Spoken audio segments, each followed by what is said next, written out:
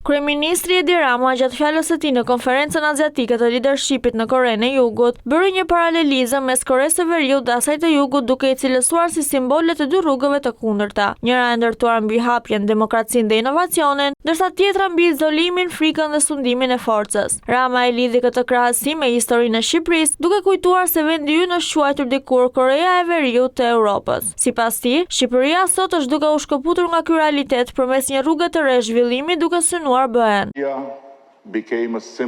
Një Kore u shndrua në simbolin e ripërtëritjes përmes hapjes, demokracisë së qëndrueshme dhe inovacionit.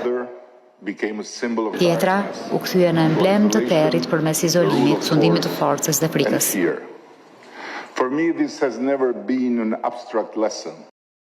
Ky për mua s'ka qenë kurrë veç një mësim abstrakt, sepse përgjatë një kapitulli të dhimbshëm të historisë së saj, Shqipëria ishte Korea e Veriut e Europës. E megjithatë, sot ajo po ecën në një tjetër rrugë, një rrugë jo e lehtë, e papërsosur natyrisht, por thelbësisht ndryshe.